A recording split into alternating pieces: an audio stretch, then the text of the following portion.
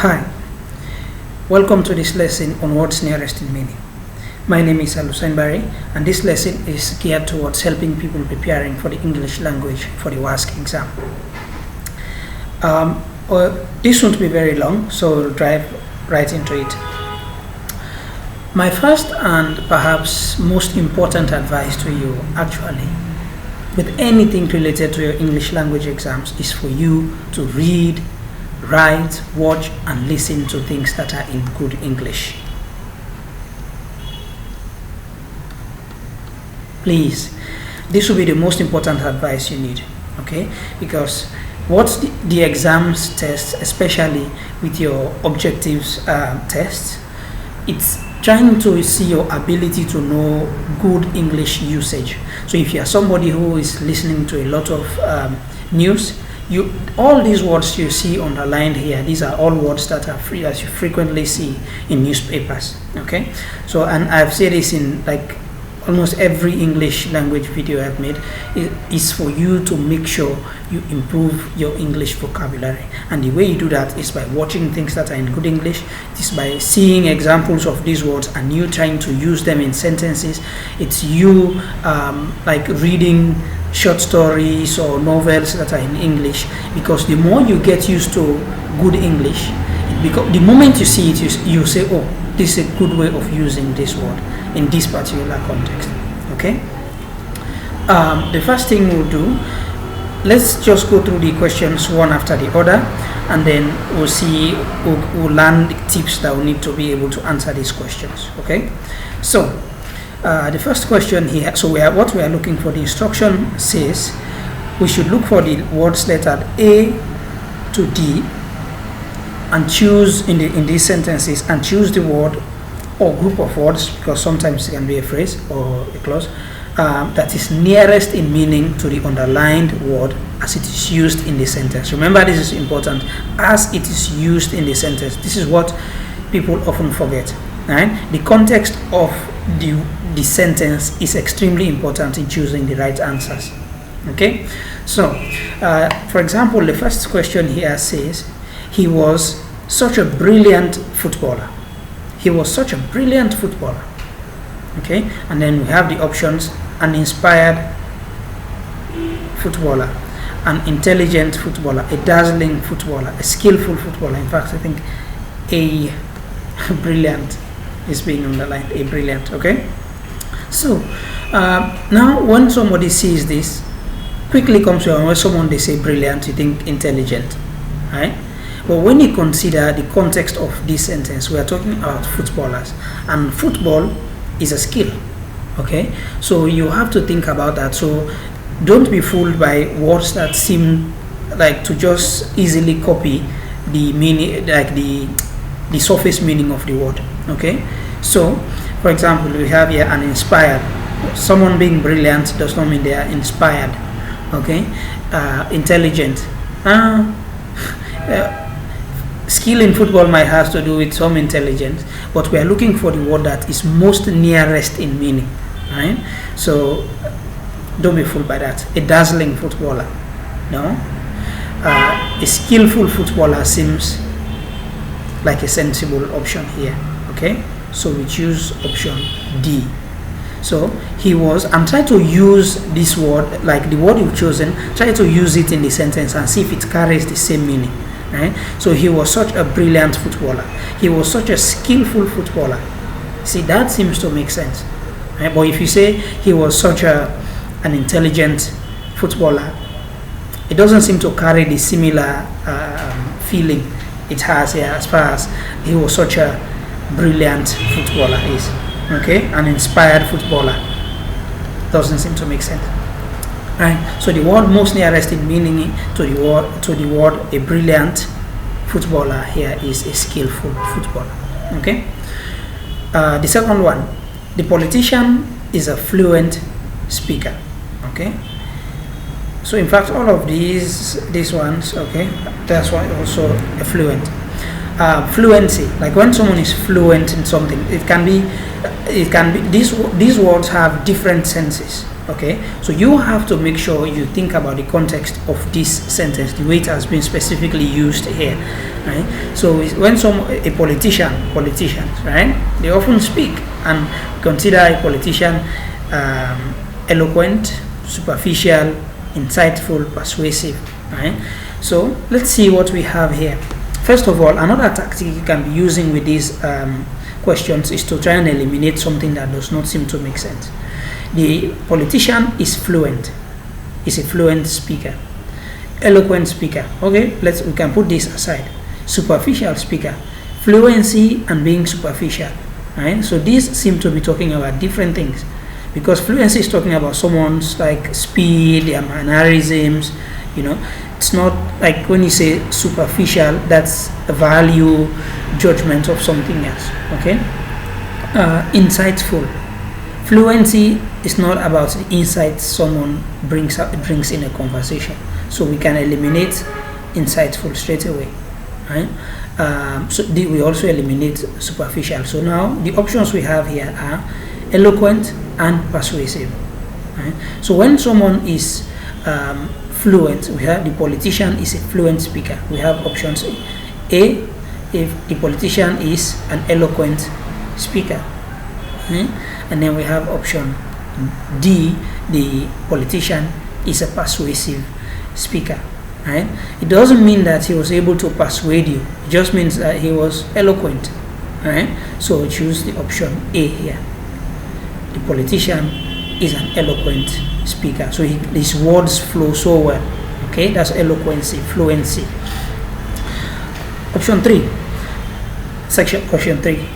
Everyone has, this was a typo. Everyone has the urge to succeed in life. The urge to succeed in life. Okay, let's try using these words in the sentence. Okay, everyone has the compulsion to succeed in life. Everyone has the desire to succeed in life. Everyone has the need to succeed in life. Everyone has the courage to succeed in life. So even by just using these words in these sentences, you can have a feel of what does not seem to be right. Like, for example, courage. Okay, the need, an urge, a compulsion.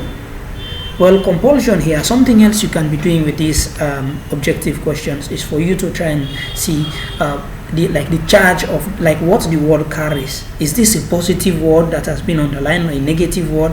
And then consider the options and see, is this the opposite of this one? If it is, then if you are dealing with words nearest in meaning, you shouldn't consider that option. Okay, so for example, everyone has the urge to succeed in life. Right? So this word compulsion seems to be carrying a negative tone here, a negative tone. But the urge, as it is used in this sentence, more like something positive or good. Okay, so it will are left between desire and need. So an urge is more like something that's arises, something that pushes somebody, right? So between need and desire, I go for the option desire, right? Because it seems to carry the meaning here. It's more positive. This can be opposite, be neutral or negative sense. Okay, so we say everyone has the urge to succeed in life. Everyone has the desire to succeed in life. So we choose this. Okay. Question 4. We have, when he had the gunshot, he ran into a thick forest. When he had the gunshot, he ran into a thick forest. Now, somebody had a gunshot and then he ran into a thick forest. So let's see what the words have here. So we say a tight forest. The word thick, does it mean tight? Perhaps not. So you try and look for options that seem to announce themselves as strong. So someone running into a thick forest does not mean the forest is tight. Okay, so we can eliminate this. Into a deep forest. Thick forest, a deep forest. Let's just put this question mark. And then here, when he had a gunshot, he ran into a dense forest. A dense.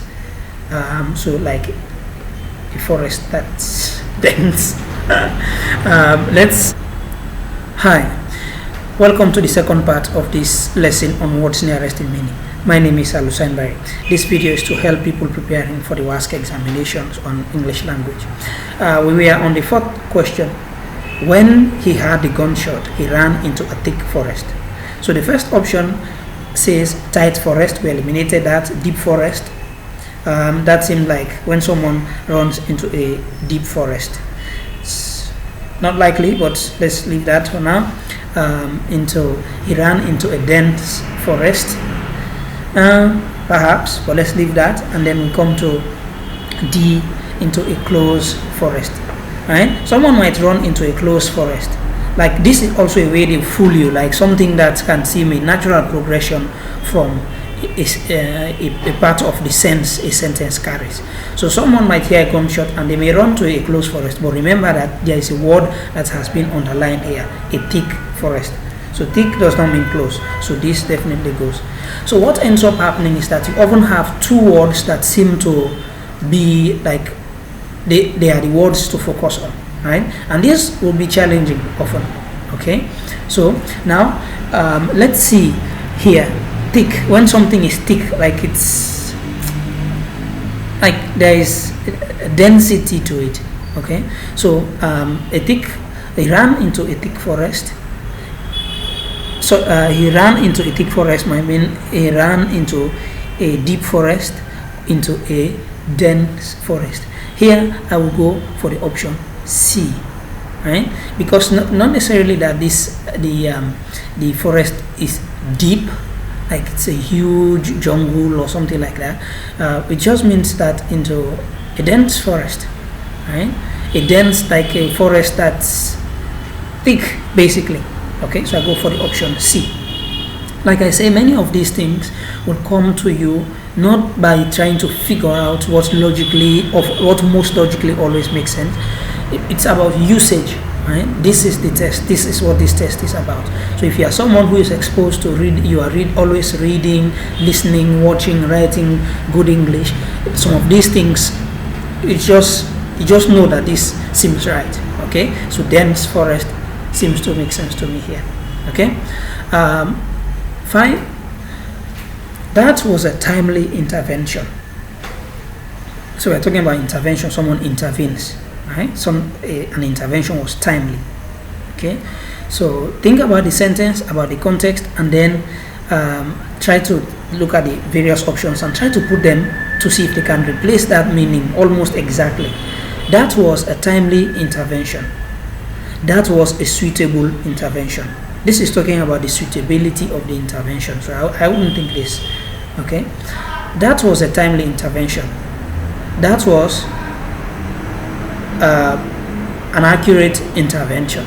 So this is also talking about the quality of the intervention. This is not what the underlying word. The underlying word is talking about time. Okay, and then the final word here. Let's just jump this because this is our correct answer. A major intervention. We're not talking. This is also like looking at the magnitude of the intervention. We're not looking at that. What we underline here is that this intervention is timely. So we are talking. So the word prompt here seems to make most sense. Okay, so that was a prompt intervention. So something happened and somebody intervened promptly. Okay, in time. Okay, question 6. David is not only hardworking, so somebody is not only hardworking but also scrupulous. I had to go and look at the meaning of this on the internet, and please use these things. Right? Get a dictionary, get a thesaurus. You know what, like where you have words like with lots of their synonyms. Right now you don't even need to buy it. You can go onto Google Play Store and download a thesaurus for free. Right? Let's see. In fact, you do a quick search on Google, you have lots of these options. So say download thesaurus.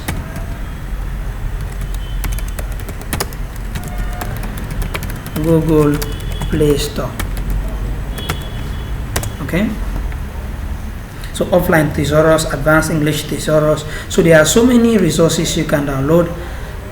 You don't have to pay money for it. If you have an Android phone, excellent. Okay, so go on, have a dictionary, and make sure you start using these words, because the more you get used to this, it becomes easy. The moment you see them, you know that this word makes sense. So David is not only hardworking but also scrupulous. So we have painstaking, ambitious, pleasant, daring. Okay, someone is not only hardworking but also scrupulous. I looked it up, and the meaning, an actual synonym of this is painstaking. But like I told you, you can try, and the more you expose yourself to these words, some of them you have, the context can help you, and if you are someone who has been exposed, good. But like scrupulous, you need to know like the meaning of this word. Right? Someone who is scrupulous is painstaking. Like someone who is very diligent, they will go in, look at like the detail. Someone who is detail oriented. Okay. In fact, let's just relook that up quickly. So we say CEO scrupulous. Oh, scrupulous meaning. Okay, a person who is careful, thorough, and extremely attentive to details. So as you can see here, it has painstaking. Right? So someone who is detail oriented, basically someone who goes into depths.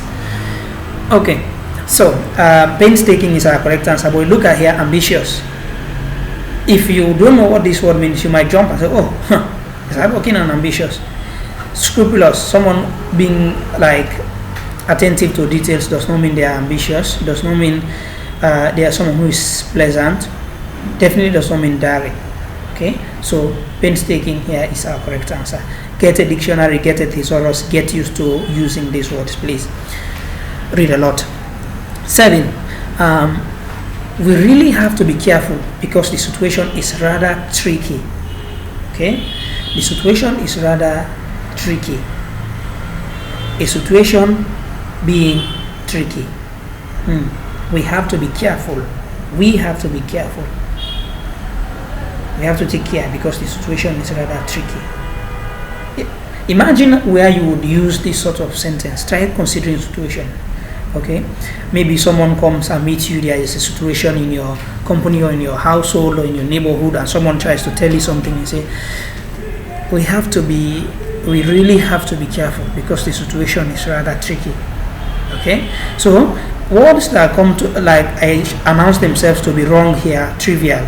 I would definitely, because in fact when you look at this, trivial is like an opposite to what this word would mean here. Okay, because when we have to be careful, we're not talking about something trivial. Okay, and unexpected announces itself as wrong to me. Okay, so the two words here are deceitful and difficult. So we have to be careful. The situation is rather tricky. I would jump to, because the word like this one, deceitful and tricky, they seem so directly related. It seems to me like a trick here. Okay, so I would go for the word difficult because you would often use this in those sorts of situations. Someone might say deceitful, but it just seems like too easy here, right? Because the situations we would use this normally is like difficult situations, right? A situation is not often deceitful, like if you consider it just literally. So I would choose the word difficult. 8. Let me scroll a little bit. 8. We have, I think that his essay is impeccable, right? So this is something that is actually very important. You consider the root of the word in other languages. Like for example, this word impeccable can be rooted from French, impeccable. Okay, so it something you cannot peck. Okay, so it's devoid of any fault or any doubt. Okay, so I think that his essay is impeccable, that his essay is erroneous. Okay, in fact this here is an opposite of the word impeccable. When something is impeccable, it doesn't have errors. I think that his essay is correct. Maybe So let's leave that. I think that his essay is satisfactory. I think that his essay is faultless. Correct, this one. Okay, I think that his essay is faultless. Satisfactory. Hi, welcome to this video on words nearest in meaning. My name is Alusine Barrie. I don't know, for whatever reason we have to do this in the third video. Now we were on the eighth question, which says, I think his essay is impeccable. Okay, being impeccable, as I told you, one of the tips I can give you for dealing with words opposites in meaning and words nearest in meaning is for you to try and consider the word in another language. If you are someone who speaks French or Spanish or any other language, especially those Romance languages, English, French, Spanish, those are very similar languages. Okay, so something like impeccable can be impeccable. Something like cannot be pecked, basically, like you cannot find a fault on it. So that's why clearly the word faultless seems the correct option for me here. Okay, erroneous, we said we should eliminate it because this is in fact opposite to this impeccable. Okay, so, and this is something that can be a trick for many people, because this starts with IM. Many people, and when they see erroneous, they think, then this is a bad thing, this should be a bad thing too. Impeccable simply means you can't peck it, so it's actually a good thing. So this carries a negative tone, so we want to focus on a good tone. Correct, his essay is correct. But it goes beyond that. His essay is satisfactory. These ones, like his essay is correct, is close. Satisfactory is not just satisfactory, because when something is satisfactory, it might have some problems, but overall it satisfies some criteria. So the words correct and faultless. Being correct is not the same as being faultless, which is what impeccable means. Impeccable, you can't find a fault. Okay, so it's faultless. The ninth question here says, there has been a marked change in her study habit. Okay, there has been a marked change in her study habit. A marked change, so something is marked. Okay, A significant change in her study habit. B, a real change in her study habit. C, a full change in her study habit. D, a complete change in her study habit. Right? So now this is where also the context can be used to fool you. Someone's study habit has changed somehow. Okay, so someone will see this and jump into words like complete change, full change, real change in a study habit. Okay, but now when you see they say a marked, there is a word underlined here, marked change. A change that is marked means like that change is significant enough that it points itself out. You can see it. It's a visible change, right? So none of this is talking about a first, significant, that's our correct answer. It seems to make sense. A real change, that also might seem like something you might consider. A full change, a complete change. We're not talking about whether or not the change is complete or incomplete or full or not full. So these words, we can eliminate them. Okay, so there has been a marked change in her study habit. There has been a significant change in her study habit. Okay, so a significant change, when something is marked, it's significant. Like all of these things, if you are someone who is reading a lot, you instinctively know that this means significant. Right? Significant is the most nearest in meaning. Now the last sentence here, let me try rewriting this. Sorry, this came up bad. He was directed, and that's the underlying word, to write the letter. And then the options we are given, we have A, advised,